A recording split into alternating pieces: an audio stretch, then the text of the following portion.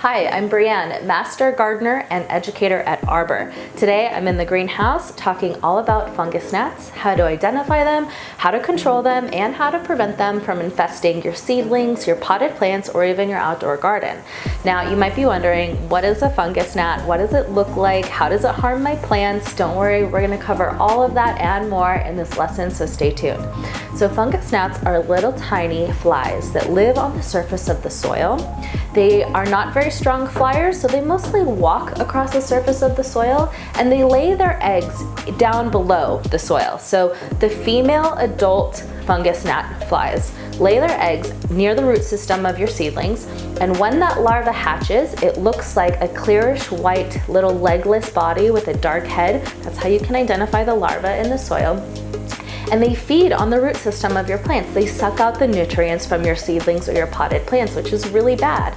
A fungus gnat infestation can definitely decimate and be really destructive to seedlings, especially in an enclosed greenhouse setting. It can also destroy potted plants that are mature or young. Typically the adult flies aren't necessarily that bad, but it's the larva in the soil that's doing the most damage. So the larva is feeding on the root system, and then the adult gnats, they carry disease on their legs. So when they walk across the surface of the soil, they spread disease from one plant to another. So we have a few things that we need to address when preventing and controlling fungus gnats in seedlings or in our garden. We have to control the nutrient deficiency that's happening because the root hairs are getting, eaten up and sucked out by the larva. We have larva that is being laid and hatching. We have disease that is being spread, and we have a weak plant. So we have a few things to target there, but don't worry, it's a good thing we have Arbor. It can handle all of that. So let's talk about how to control or prevent a fungus gnat infestation.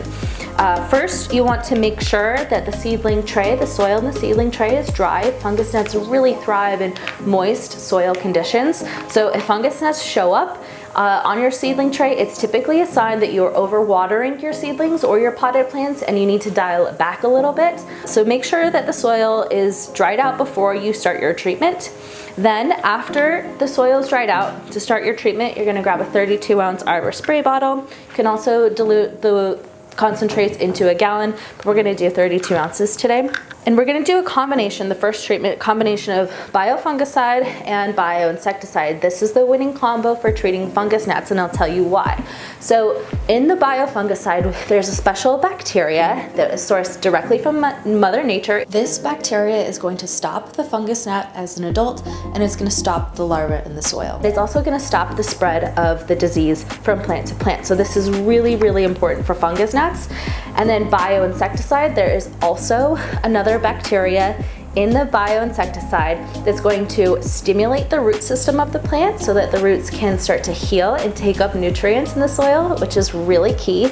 And then it's also going to stop any existing larvae from hatching and forming. So we have two actions that are really going to do the trick for fungus gnats. And then after that first treatment, we're going to nourish the plants with plant food. It's a really low dosage, totally safe for seedlings and transplanting, and great for adult plants too. We're going to nourish the plant because those nutrients have been depleted in the soil and the root system. So first we're going to dilute, gotta shake it up, shake up the concentrate.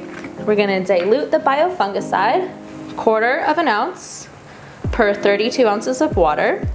And then we're going to add the Bio Insecticide to the same water bottle. That's a great thing about Arbor products. All the concentrates can be mixed together so you can get multiple actions happening from one treatment. And we'll spray the surface of the soil. This is going to address any fungus gnats that are living on the surface of the soil currently and the disease that's being spread around. And then after we spray the top, we're gonna do a soil drench.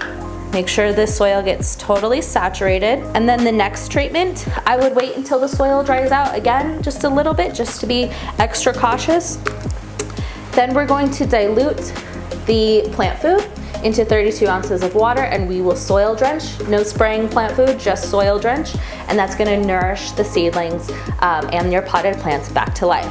So that is how to prevent and control fungus gnats in your garden using Arbor. That is all for our lesson on fungus gnats. If you want to learn more about how to control, prevent, or treat a fungus gnat infestation, follow the link in the caption. Also, if you like this video, let us know in the comments. Tell us what you like, questions that you might have. Remember, like and subscribe, and stay tuned for next time.